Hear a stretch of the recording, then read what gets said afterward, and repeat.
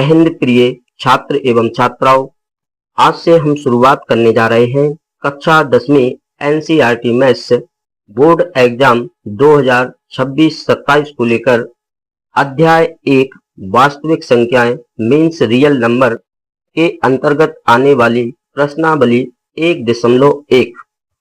यहाँ पर वास्तविक संख्याओं के बारे में हमें जानना है, किंतु मैं संख्या पद्धति के अंतर्गत आने वाली समस्त प्रकार की संख्याओं के बारे में आपको विस्तार पूर्वक जानकारी दे चुका हूं।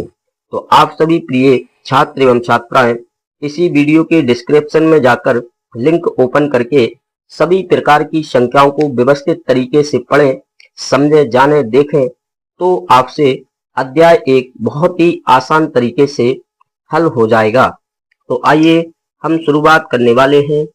प्रश्नावली 1.1 का प्रश्न पहला क्या कहता है कि निम्नलिखित संख्याओं को अभाज्य गुणनखंडों के गुणनफल के रूप में व्यक्त कीजिए। अभाज्य गुणनखंड क्या होते हैं, इनके बारे में क्या शर्त होती है, तो इसके बारे में भी मैं संख्या पद्धति के अंतर्गत आपको विस्तार पूर्वक समझा चुका हूं। तो आप इसी वीडियो के डिस्क्रिप्शन में जाकर इसे भी देखें, समझें। तो आज का हमारा पहला क्वेश्चन है कि अभाज्य गुणनखंडों की सहायता से संख्या 140 को व्यक्त करना है। तो कैसे करेंगे, तो यहाँ पर हम देखेंगे, समझेंगे, जानेंगे।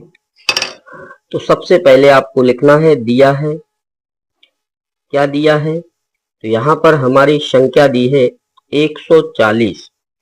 तो 140 के हमें अभाज्य गुणनखंड निकालना है। किस तरीके से निकालते हैं, आपने इसे बहुत पहले से जाना है, देखा है, समझा है। तो उसी तरीके का यूज करते हुए हम 140 के अभाज्य गुणनखंड निकालने वाले हैं। तो यहाँ पर हम देख सकते हैं कि हमारा इकाई का अंक 0 है, तब इस संख्या में 2 से भाग चला जाएगा। तो 2 से भाग देंगे तो 2 सत्ते 14 और 0 हमारा ज्यों का त्यों। इसके बाद भी हमारा 2 से भाग चला जाएगा, तो 2 3 6, कितना बच जाएगा, 1 बच जाएगा, तो फिर 10 हो जाएगा, तो 2 पंचे 10।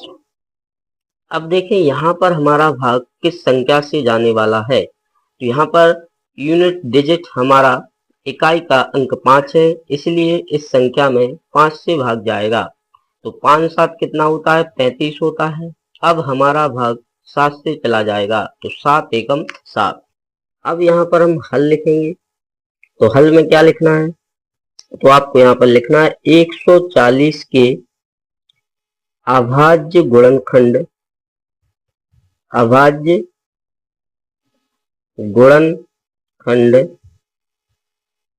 क्या निकल के आए हैं, उसको अपन यहाँ पर लिख लेंगे। तो यहाँ पर आप देख सकते हैं 2 × 2 × 5 × 7। इस तरीके से हमारे 140 के अभाज्य गुणनखंड निकल के आए हैं।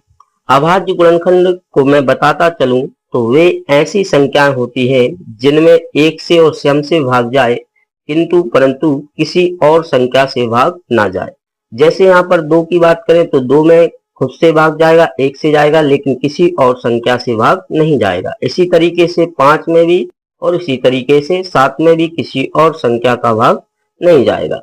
आगे क्या लिखेंगे, तो यहाँ पर हमें देखना है कि 2 कितनी बार आया है, तो हम गिन सकते हैं 1 2, 2 हमारा 2 बार आया है, तो 2 के ऊपर हम 2 की घात लगाएंगे, गुणा 5 हमारा 1 बार आया है, तो 5 के ऊपर हम 1 की घात लगाएंगे।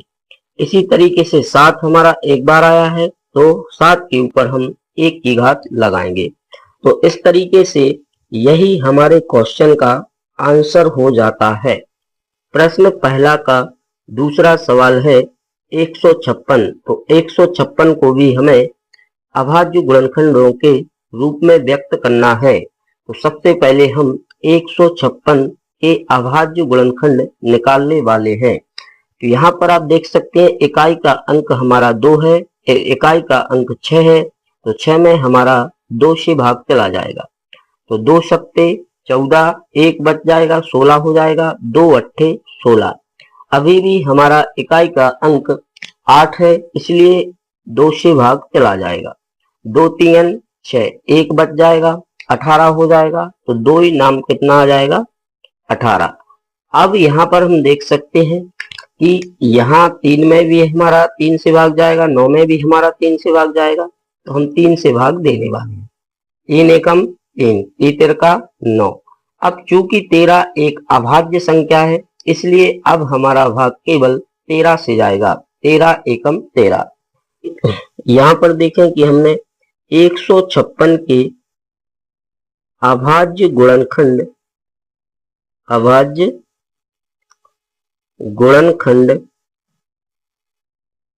क्या क्या निकल के आए हैं। तो आप यहाँ पर देख सकते हैं 2 गुणा 2 गुणा 3 गुणा 13। तो हम यहाँ पर ज्यों का त्यों लिखने वाले हैं। तो 2 गुणा 2 गुणा 3 गुणा 13। तो इस तरीके से हमने इसको लिख लिया। अब हम 156 को ज्यों का त्यों लिखेंगे। अब यहाँ पर देखेंगे 2 हमारा कितनी बार आया है। तो 2 हमारा 2 बार आया है। तो यहाँ पर हम क्या लिखेंगे? 2 के ऊपर 2 की घात गुणा 3 हमारा 1 बार आया है, तो 3 के ऊपर 1 की घात। इसी तरीके से 13 भी हमारा 1 बार आया है, तो 13 के ऊपर 1 की घात। तो यही हमारे इस क्वेश्चन का आंसर हो जाएगा। तो आशा करते हैं कि आज का हमारा पहला वीडियो आपको हेल्पफुल लगा होगा। यदि वीडियो आपको अच्छा लगे तो लाइक करें, शेयर करें, साथ में आप चैनल को सब्सक्राइब करके बेल आइकन को जरूर प्रेस करें, ताकि मेरे द्वारा बनाए गए वीडियो आपको समय अनुसार प्राप्त होते रहें। Thank you, all of you.